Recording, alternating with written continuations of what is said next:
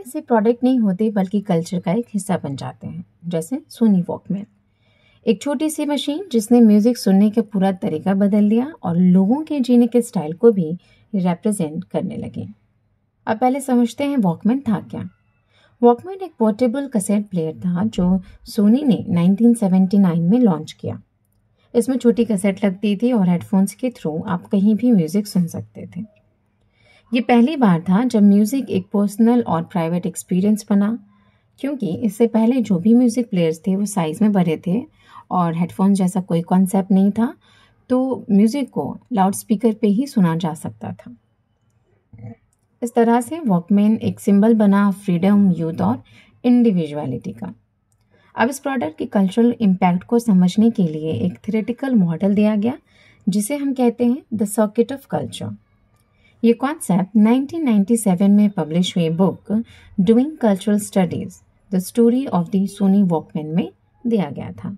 इसके ऑथर्स थे Paul Du Gay, Stuart Hall, Linda James, Hugh Mackay और केथ नेगोस। ये सभी Birmingham Centre for Contemporary Cultural Studies से जुड़े हुए थे।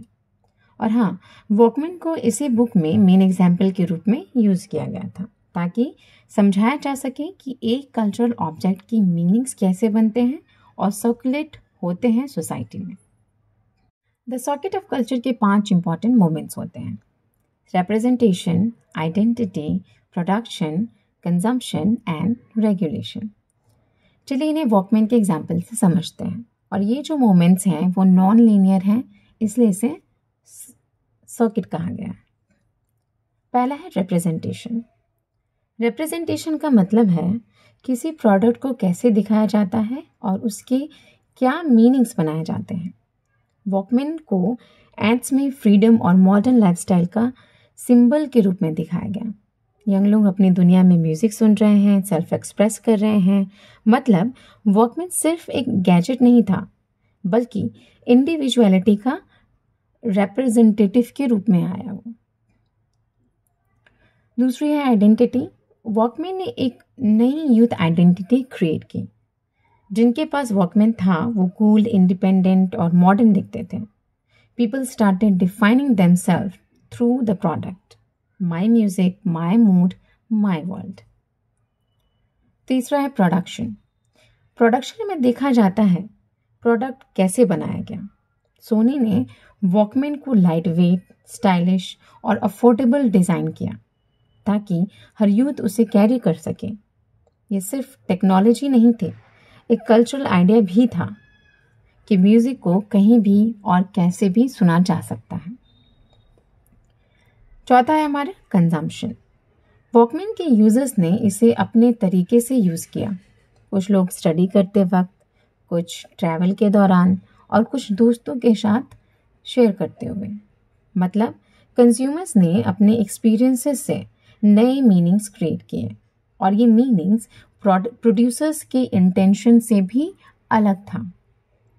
और लास्ट है हमारा रेगुलेशन। रेगुलेशन में सोसाइटी के रूल्स और नॉर्म्स आते हैं। जब वॉकमैन पॉपुलर हुआ, कुछ क्रिटिक्स ने कहा कि लोग एंटी सोशल हो रहे हैं, अपने हेडफोन्स में खो गए हैं। ये डिबेट्स और ओपिनियंस भी प्रोडक्ट के मीनिंग को शेप करते हैं। इन सब 5 प्रोसेसेस यानी कि रिप्रेजेंटेशन, आइडेंटिटी, प्रोडक्शन, कंजम्पशन और रेगुलेशन, इनके बीच एक स्ट्रॉन्ग कनेक्शन है। ये एक सर्किट बनाता है जिसमें मीनिंग्स कंटिन्यूसली फ्लो करते हैं। So finally the circuit of culture teaches us कि कल्चर एक फिक्स्ड चीज़ नहीं है, ये एक प्रोसेस ऑफ मीनिंग मेकिंग है जहाँ प्रोड्यूसर, कंज्यूमर और सोसाइटी सब मिलके मीनिंग्स क्रिएट करते हैं। जैसा स्टुअर्ट हॉल ने कहा कि culture is not a thing, it is a process.